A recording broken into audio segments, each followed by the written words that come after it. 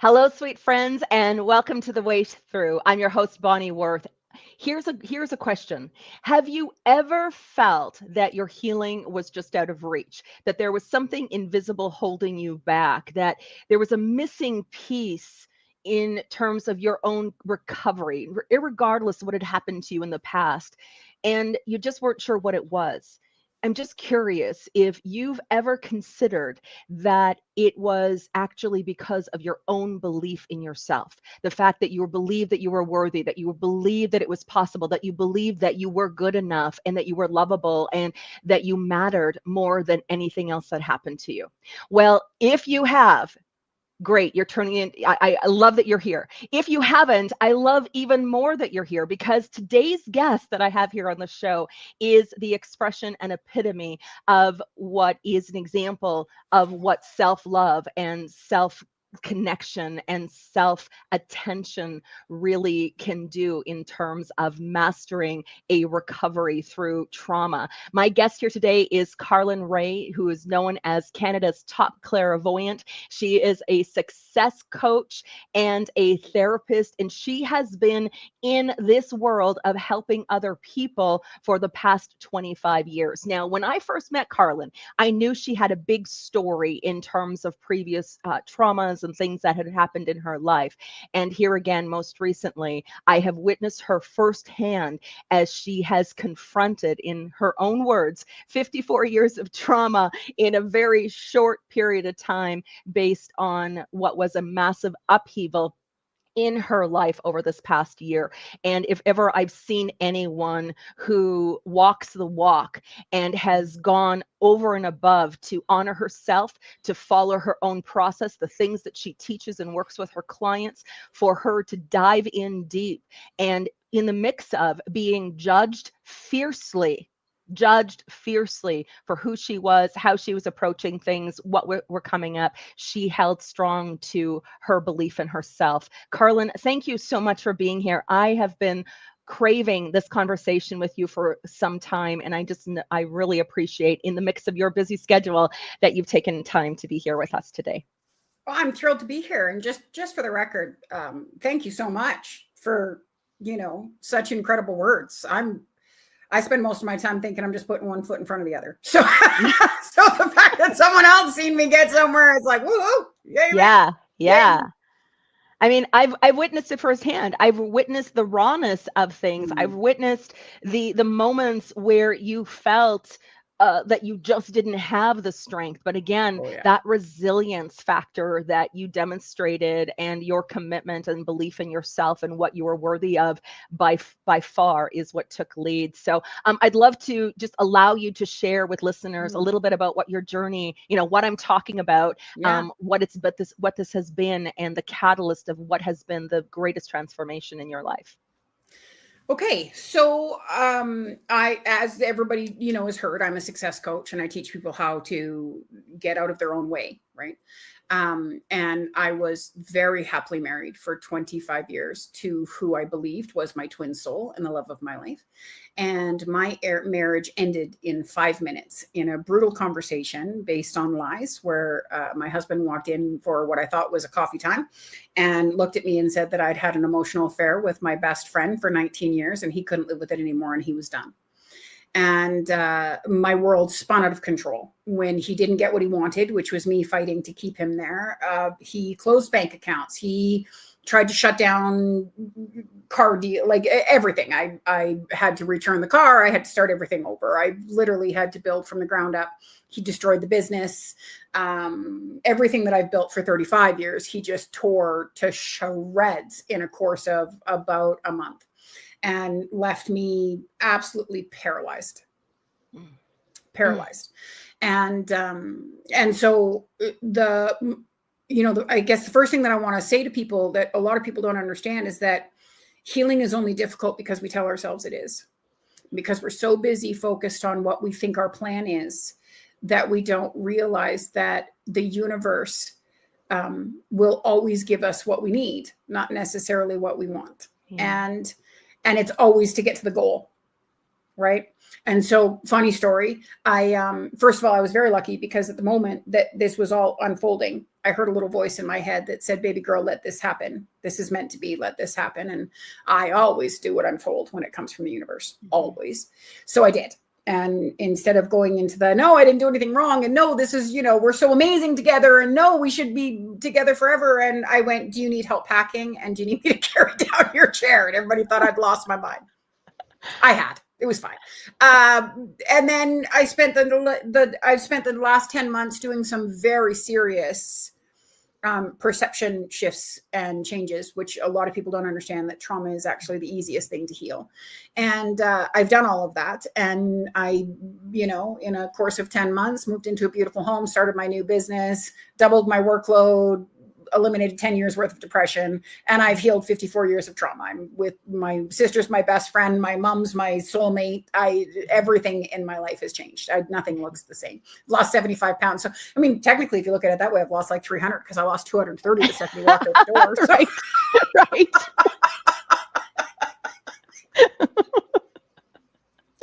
So really, I've lost 2 fully grown people. Right. So it's been amazing. It's been amazing. And I have been, the judgment and the ridicule, right? Yeah, so right. You hear about that. Yes. I mean, everybody, I'm a popular person. I've been in media a long time. People know me. And so what are the stories going around? I got naked pictures all over the internet, and I'm sleeping with 50 guys, and I'm a fraud. And I don't actually have children, and Right. I must have abused him.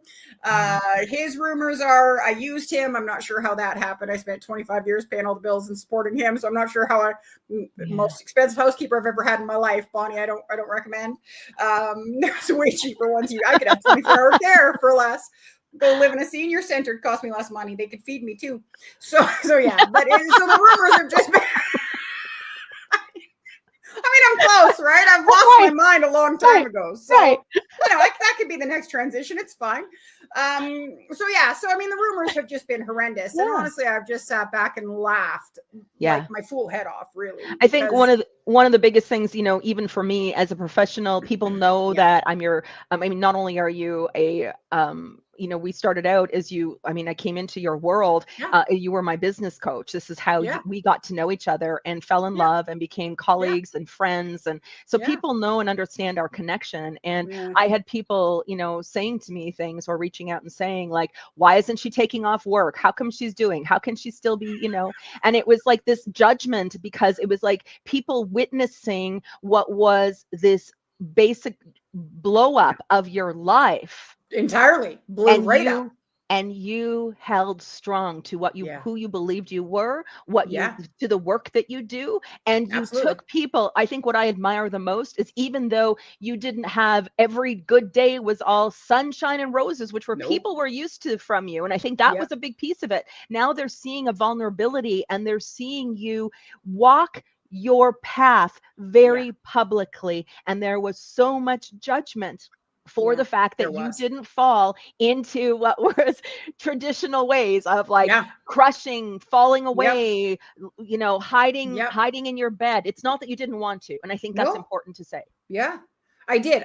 So I'll be honest and tell you that the first 7 days before my son, who was the only one who could actually have keys to get into my house, could get the kids to me, I was in a ball beside the bed on the floor, losing my mind. Okay. My kids actually had to help lift me up. My daughters had to put me in the shower. It was not a good time. Yeah. So it was not that I didn't fall apart. Right. And through the process of it, I also found out that something absolutely devastating had happened in my family that I can't share publicly at this point, because it's not my story. To connect it to my kids. Right. That had I have known about this information, I'd probably be in jail. But had I have known about this information, I would have certainly been divorced about 15 years ago. So I might have been divorced in Pretty in Orange and, become somebody's keeper. Yes. But it was all devastating. But here's the thing. When first of all, what kept me going, just because that judgment of I was still doing my work and I was doing all of that. And I just want to share that the reason that I was is because this was an unbelievable opportunity for me to be able to show my clients in real time, in real life, how fast and how easy you can get through this. And I would have never been able to have the same results with my clients. I would have never been able to, when you get to the other side of that mountain, you don't hold the same information. You've lost half of it along the way, right? It's all, you're carrying your pack sack, but it's got holes in it. It's dropping stuff out. And I got a bad memory on the best of days. If I'd have come all the way through full circle, I'd have never been able to tell anybody how I did it, right? Yeah. So that was the first reason that I did it. And the second reason that I did it is that you and I are unbelievably lucky in the careers that we have, because I can actually use my career to heal me. Yes. And I did. Yes. And I did. Right. And I feel bad for those that don't have the career that can do that, because, I got to do double, triple time, and it was amazing. Yes. And I think that's what most people don't realize. And I think this is such a good point, is the fact that because of the work that we do, of what we show up to, the energy, the expansion, the even the belief systems that back up the work that we do, is what helps in supporting of our own transformation. And when we are willing to face it, to dive in, to not run away, we've suppressed it. We've been there before. We know the misery very well 100%. In terms of what that suffering is. But once we know better, we do better. And once 100%. Our choices become more powerful. And I love that. And I think this is a big message for people tuning in, is that irregardless of what you're going through, there is an invitation here. There is an invitation for something greater than what you've lived before. Oh, and we're fortunate because we have this knowing, we have this insight, we have those voices in our head 100%. That are saying, baby, just let this happen. So now here's the other thing I'd say that makes us totally fortunate. I'm just going to throw this out here. We are actually used to thinking that we're crazy. Yeah. We're used to trusting what we can't prove, right? Yes. So for me to be as wackadoodle as some people think that I am, and do exactly what the universe tells me to do, and I do, it's really easy for me to do. I've spent my whole life thinking I'm full of crap. Right? Like I spend my whole life speaking before I think, because that's my career. So, for me, it's super easy to do action over emotion, right?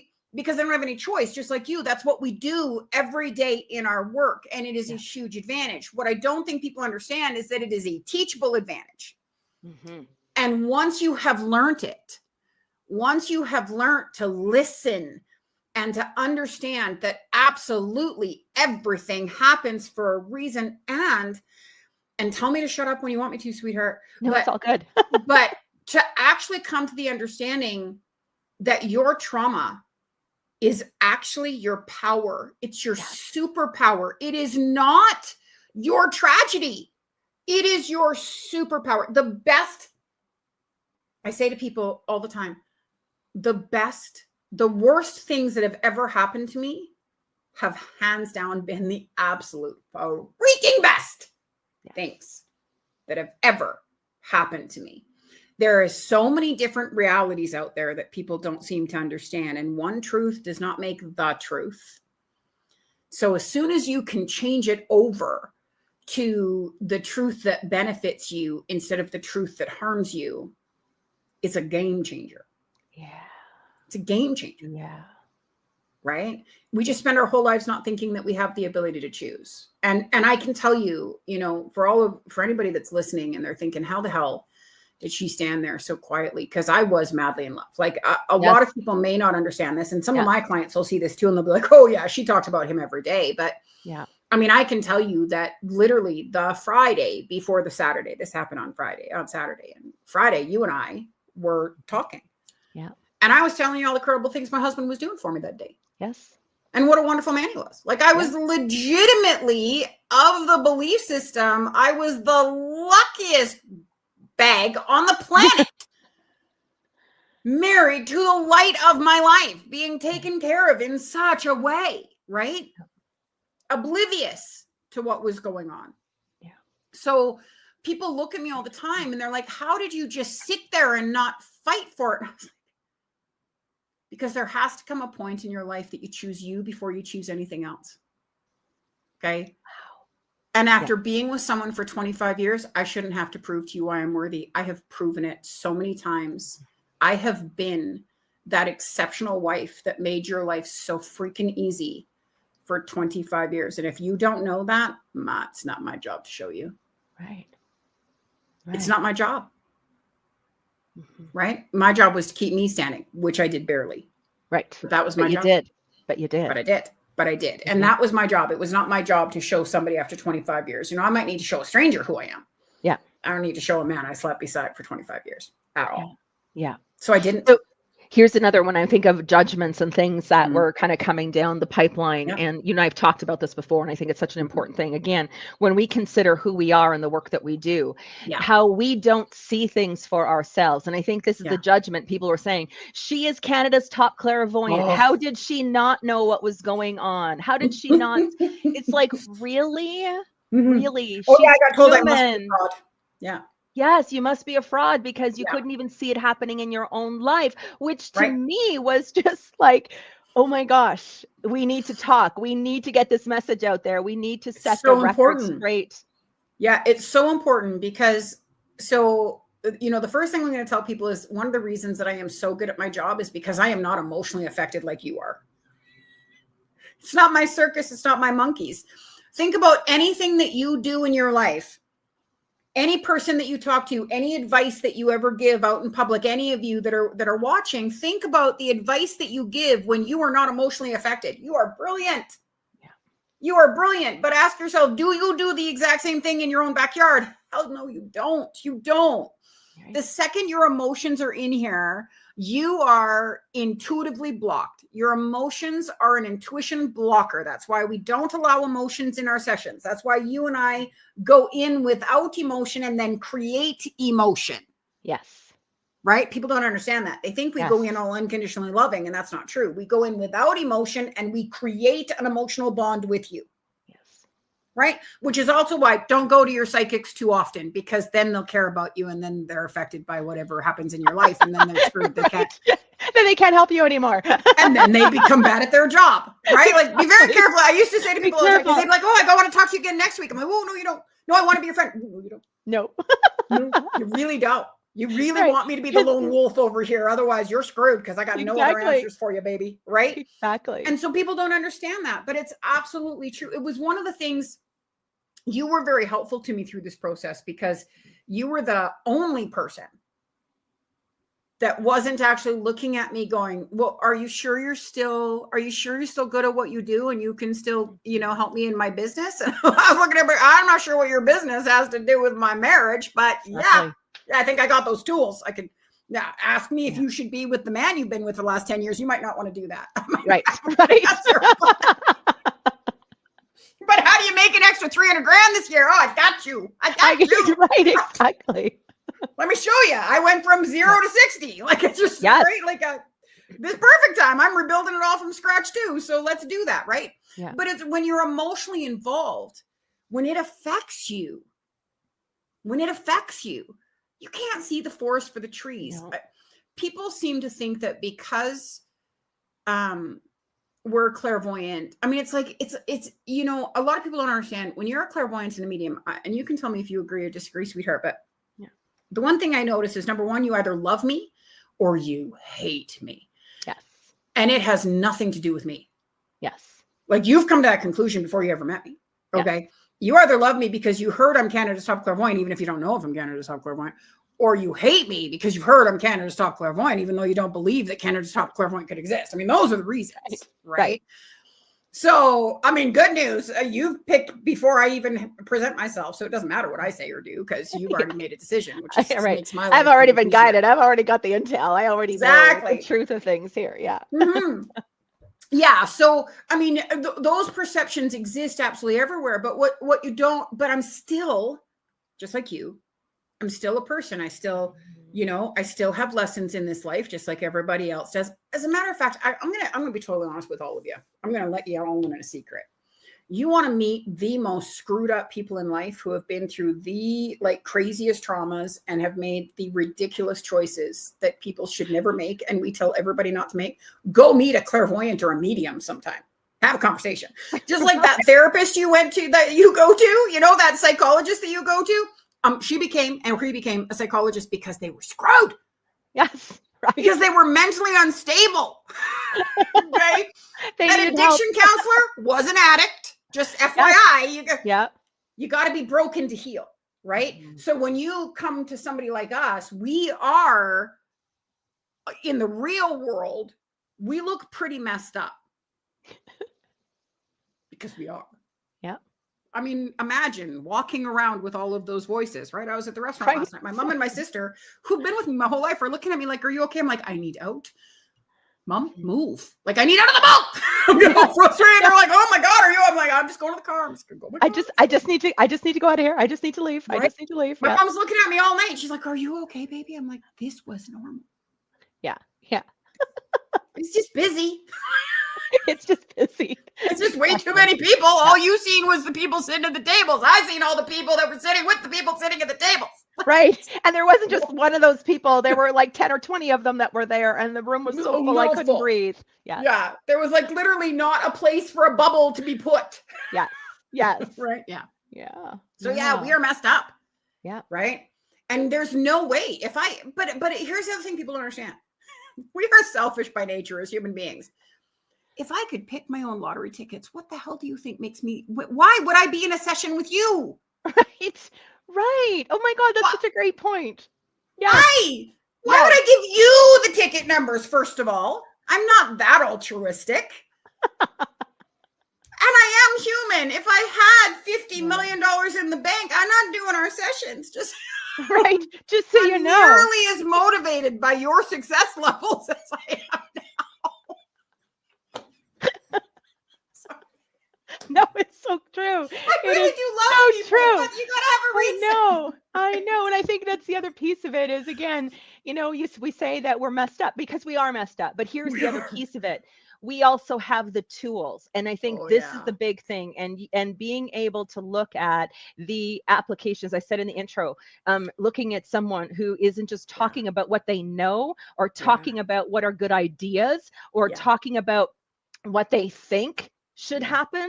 You were genuinely walking a path based on what you were being guided, what you knew was, as you said, making it in real time, using it as a teachable moment to show everyone that we are human, that we deal with things, and that the things that we are guiding and supporting them to apply into their life are the very things that work. And they work. And they work. And they work. And I want, you know, let's go back to this. I think this is the big piece of it. You mentioned a little bit about it too. This belief that we are worthy. You said, I knew that I am worthy at a point in where I am in my life. Yep. I knew I was worthy of it. And I think that's one of the biggest quintessential pieces in this is that belief in the fact that we are lovable, that we are good people, that we are worthy, that we are good enough, all of those things that maybe our woundedness and trauma had tried to convince us otherwise. And it's the belief in ourselves, the belief that it's possible for us. And I'm going to tell you how I help people figure out their belief, because it is so much easier than people think that it is. Okay. Yeah. One of the reasons people don't go looking for it is because they think it takes so much work, and they don't understand. The human race doesn't necessarily understand that you are working harder to just survive than you would ever have to work to thrive. Way harder to just get out of bed every day and live the life you're living right now than it takes to thrive. And it's because the significant difference is when you understand how the soul works, you stop making all of those traumas about you. That's the secret. You stop making the traumas about you. Just because something affects me doesn't mean it's about me. Okay. So I'm just going to throw out some crazy examples for people to understand. How could it be the child's fault they were molested by someone they should have been able to trust? Right. How is that about the child? There is no way that child could have dressed provocatively enough, flirted enough, led their abuser on. It's not possible. Right. Which means the trauma didn't happen. That sexual assault did not happen because of you. It happened because of them. Right. Because they are broken. Because they are psychologically not right in their head. Yeah. That's it. Yeah. You were an access point, not a reason. Yes. So the second I register, I'm not the reason. So this happened to me. It affected me. Mm-hmm. I have survived through something that wasn't mine. It became mine, and I get to learn and grow from it. Okay. Where is it my advantage, not my disadvantage? And you can't get there as long as you think you're the reason it happened. How can you be the reason it happened? Right. Right. It doesn't. I could have been the biggest psycho nut job on the planet, and I still didn't deserve a curling iron to get put on my arm at 21 years old. Yes. Yes. But I survived it. Right? I can't explain why they are broken. I can't explain what happened to them to why they're broken, but I can definitely explain how I survived my broken. Yes. And that is something that I can look up to. Right? Here's the thing. They didn't take care of me. I took care of me. And I may not have taken care of me perfectly, but I took care of me. And because of me, I'm still here. That makes me worthy of me. That makes me worthy. It's proven. Yes. I don't need to question what's already proven. I need to question what isn't. Yes. Is that making sense? Oh, it makes total sense. I'm like, I want to throw out all kinds of like mic drops and fireworks and you name it. I wish we could do something more with the show to make that happen when these, things. I'm going to talk to the producer about that. Right, exactly. But it's just, it's so true. It's to look at, one of the ways that I've been able to really even work through my own trauma, which is very much in similar lines as to what you've just shared, is about shifting my awareness of myself and the experience of what happened to me and or what played out. So really moving from that place of where I think we all go. It's our human nature. It's a part of the human nature to go into the victim state when something bad happens. It's also human communication. It's training, right? It's training. It's the conditioning of it. Exactly. So we come into this place. And so this bad thing happens and we feel victimized by it. This is what's happened to me, And where the shift has been in my life that I can speak to is that I started to shift into how this happened for me. And you mentioned that earlier too. Had 100%. I not gone through the things I have gone through, I wouldn't be able to do this amazing work I get to do. I wouldn't be able to help the women I get to help in this in this work. And so I'm so grateful for that. I wouldn't have the relationships I have because of it. And why 100%. Is it? Because what happened is I proved to myself in that exact thing that I am worthy. I was worthy the whole time. That was never lost. Their actions didn't decide my worthiness. I did. Nope. No, and they didn't take it from me. Right. I gave it. Yes. And if I gave it, I can take it back. Yeah. Yeah. Whew. Okay. They didn't take it from me. Yeah. I gave it regardless of my reasons, regardless of conditioning, regardless of because I thought it was my fault, regardless of because I thought I did something. Yeah. They didn't make me the victim. And that event that happened did not make me the victim. I made me the victim because of how I viewed it, because of how I recalled it, because of how I took it on. And if I take it on, I can remove it. If I fill my car, I can empty my car. Right? So it's always a choice. It is always a choice. And if you've made one choice, you can make another choice. And that's what people don't understand. Right? That's what people don't understand. I knew, because I don't make anything in my life about anyone else but me. I don't look at anyone else's problems. I don't want to look at anyone else's mistakes. I look at mine. I don't look at anyone else's roles. I look at mine, right? I'm not the person that looks at you and goes, well, I did this because you did this. No, I did this because I was being a biatch. I did this because I was mad. Like, yes. Sorry about that. Like, it's not. Oops. My bad, right? Yep. And so because of that, number one, nobody else gets to control my outcome. But also, when this all unfolded, as it was happening, I didn't have to think about if I deserved this. I know what I brought to the table. I know what I brought to the table. You tell me what wife you have ever met not only supports your gaming habit, but buys you better equipment constantly and has no problem with you gaming 14 to 16 hours a day. Yeah. Gives you a part-time job that takes you an hour a day. And that's all you have to do. But you get the swimming pool and the theater and the big pretty truck and the toys and the bells and whistles and the everything. Right? And she scratches your back every day, never says no, goes into the shower. Like, have you lost your ever loving? I was like the queen bee of wives, and I knew it. Right? Absolutely, there could have been things that I did wrong, and there were.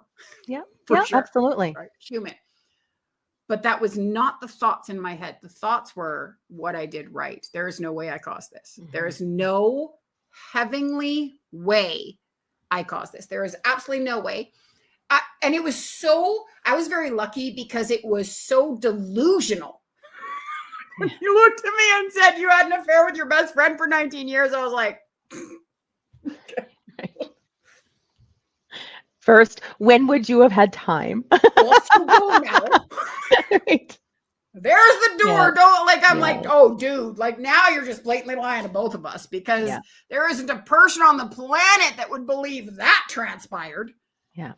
Right? Like, and I remember sitting there thinking to myself, Bonnie, you're going to laugh, but I remember thinking, oh, man, if your self-worth is that low that you actually think that with everything I've given you, I was also capable of cheating. Well, I got nothing. You're right. I don't even. Right. Okay. Yes.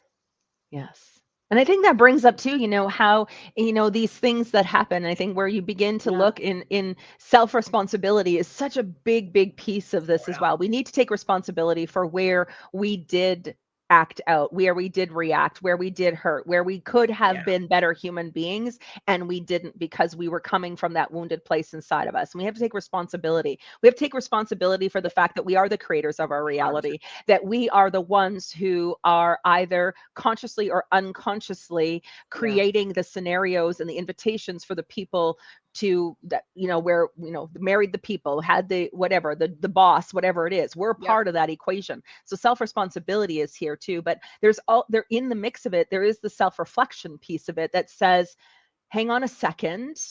I know who I am. I know what I brought to the table. I know that where my intentions were coming from. Yeah. I know my intentions.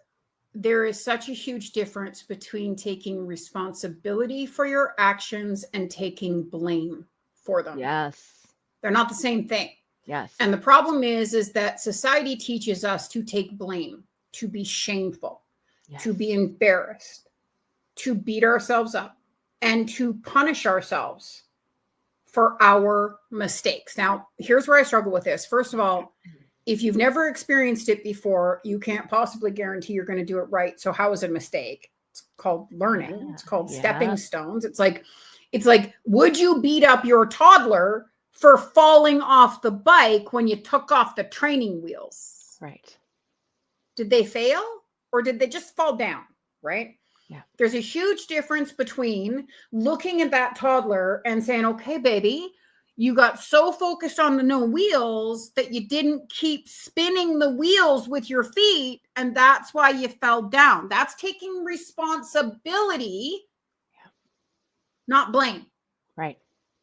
Okay. And the blame is, did I not tell you what you're supposed to do? Did I not tell you not to pay attention to the fact that the training wheels were taken off? Like you don't take on blame and guilt, you take on responsibility. And when I say to people that I live very accountable and very responsible for my actions, they're all like, oh, well, then you must be miserable because you're constantly blaming yourself for everything. I'm like, but that's what I don't do. That's what you don't do. Exactly.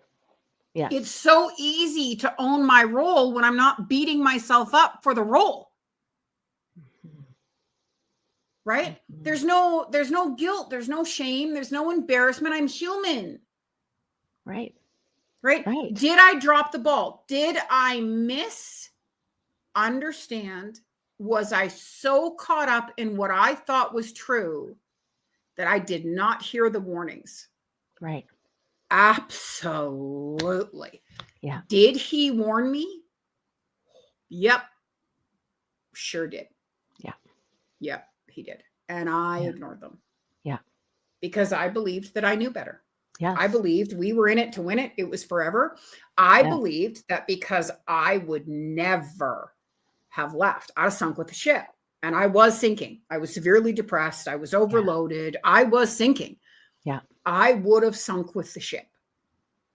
Okay. My role was to never leave, was to honor and take care of him for the rest of his life. That was my duty, my job, my honor, and my privilege. Yes. At the time. Yes. Because I chose it. It didn't happen to me. I chose it. And I'm so glad we're having this conversation because that is like the final click that I needed, just for the record. Because I was getting pretty frustrated that I had done that. And but I chose that. I didn't do that. I wasn't stuck with that. I chose that. Thank you, Bonnie. Yeah, no problem. Look at you guys all watching me grow and change, even while we're sitting here in the. I know that's what we're hearing. You're welcome. That's what I'm here for. Right? I chose that life, so I would have died on that ship. Okay, I would have sunk, no problem. And just because that's how I would do something doesn't mean that I should expect that's how someone else is going to do something. Okay, because all I can count on is what I would do. Yes, that's all I can count on. Okay. So I would have never chosen this. And that is the other advantage that I have in this scenario. Because once you get out of the situation, you stop the blame game and you stop the victimhood and you just actually take a look around and be like, whoa, well, look at that. I'm not drowning. Wait a minute. Wait a second. Yeah. Why am I not drowning? I've been drowning for years. Why am I not? I can breathe. What? Is this lighter? Does this feel lighter? Is that ever crazy? I'm sleeping. Right? I have more energy.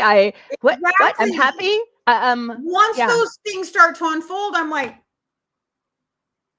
so you didn't actually destroy me. Yeah.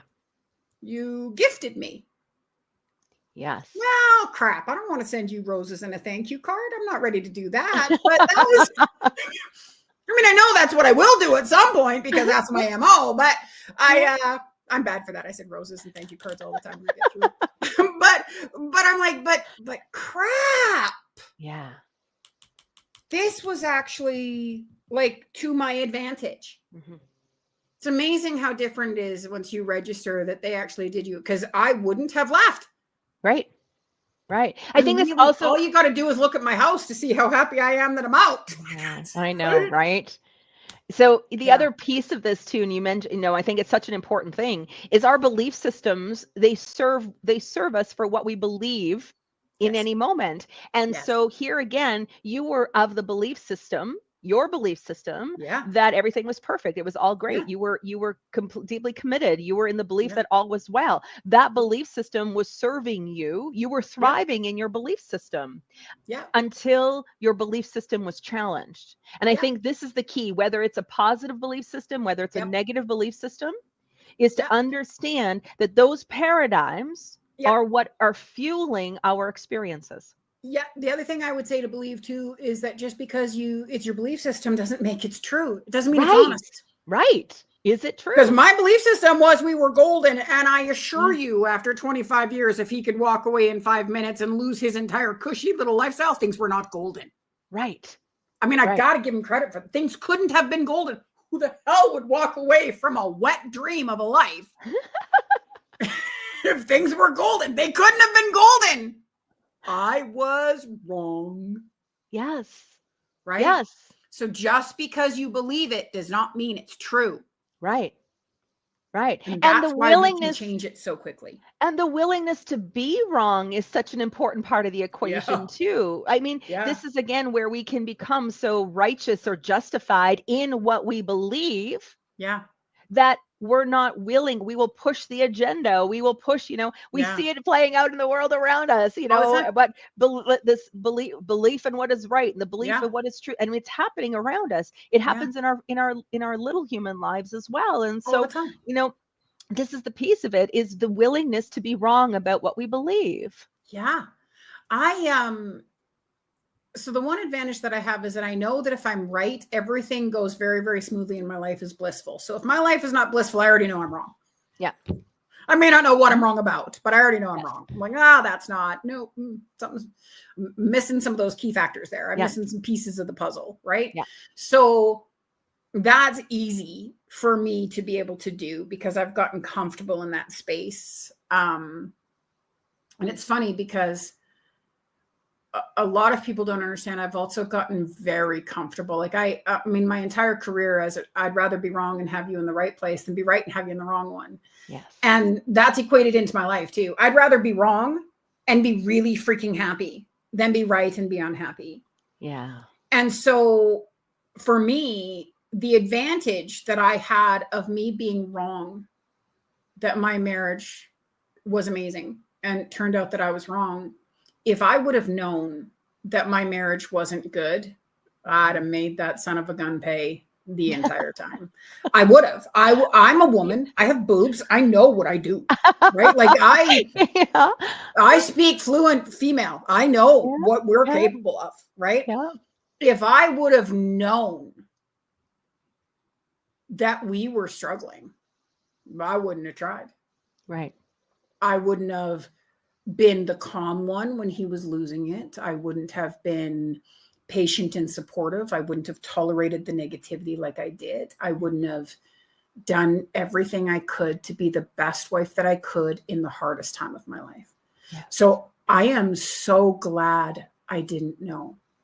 That's the other mistake that people have. People get so mad at themselves and they get so frustrated with the world and the universe. And they say, I wasted 25 years. I did not. No. I didn't waste 25 seconds. Yeah. I didn't waste 25 seconds. I have 6 amazing kids. I have, some memories that are life altering. And I got to tell you, if I could have been that madly in love, because I was madly in love. Mm-hmm.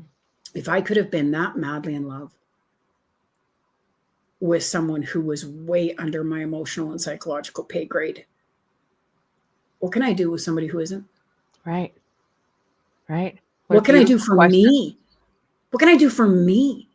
If I just fall madly in love with me, what can I do for me? Yeah. Right? Not even somebody else. What could I do for me if I could be that mad? I fell madly in love with somebody full of flaws. Why can't I fall madly in love with me full of flaws? Yes. You've just shown yourself it's possible. Right? I have just shown myself it's possible. I am so thankful I didn't know. Yes.